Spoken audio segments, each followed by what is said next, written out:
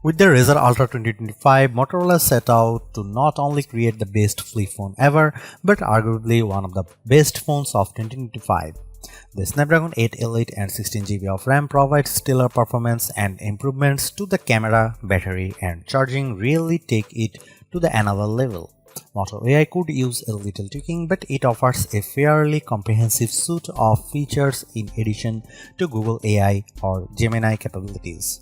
That said, with all this power comes a high price tag, which may understandably turn some consumers away. The Motorola Razr Ultra 2025 was announced on April 24 and pre-orders began on May 7, with open sale starting on May 15 in the United States.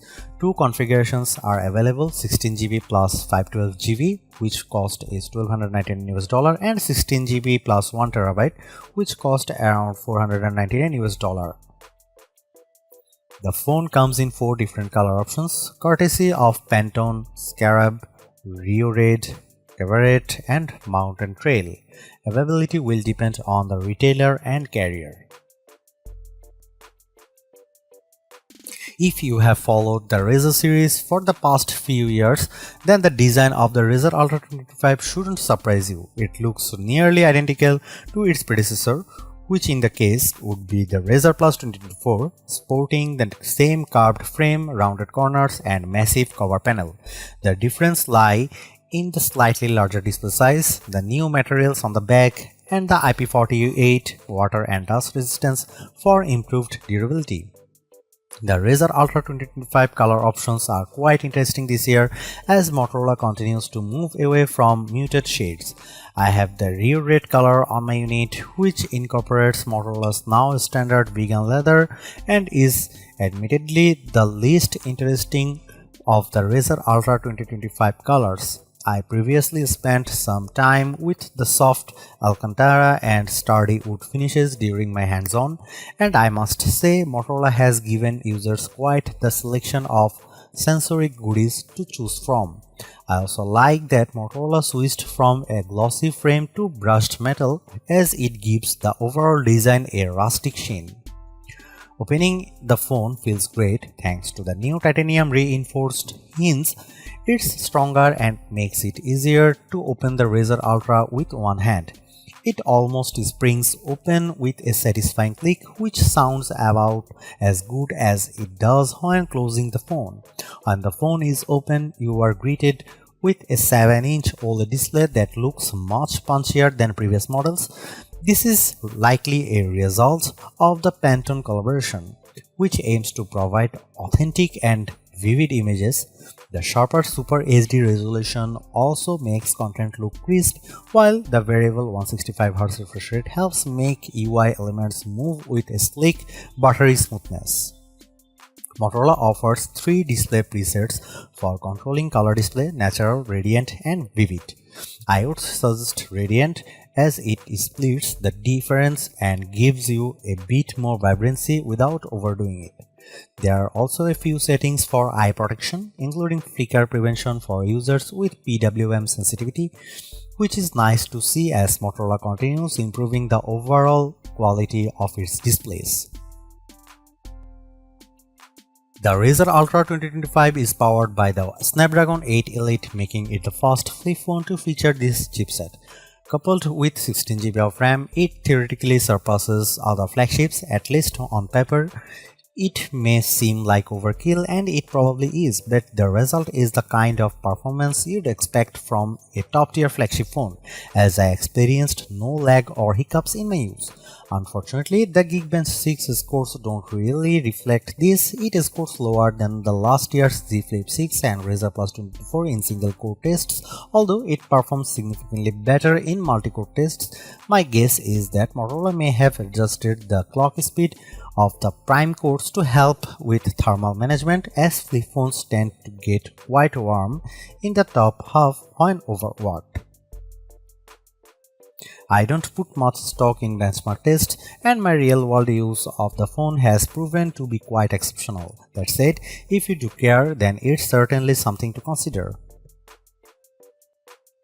Lo and behold, The Razr Ultra 2025 takes great photos from the primary sensor. Even at 2x zoom, the colors feel much punchier than I'm used to seeing from Motorola, which is likely a product of the Pantone collaboration.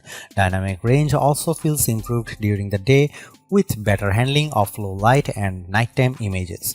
The result is images that feel more Samsung in terms of color and saturation, while the added depth and definition remind me a bit of a Pixel. I wouldn't say image quality is anywhere near the impressive quality of the cameras on Oppo, OnePlus or Vivo phones, but so far I feel pretty confident that the Razr Ultra 25 can compete fairly comfortably among the best Android cameras. Here you can see some camera samples of Motorola Razr 2025 Ultra.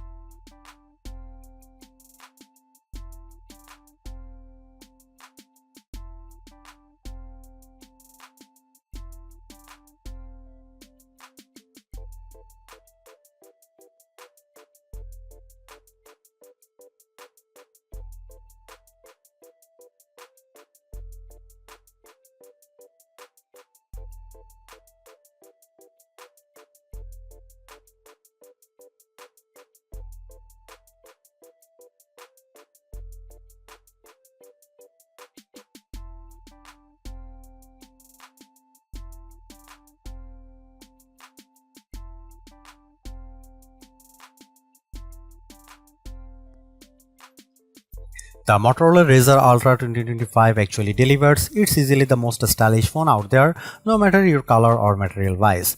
It's also finally caught up to the big players with zippy performance, stellar battery life, and cameras that are no longer just an afterthought. That astonishing cover display seals the deal, making this phone more than the sum of its undeniably snazzy parts.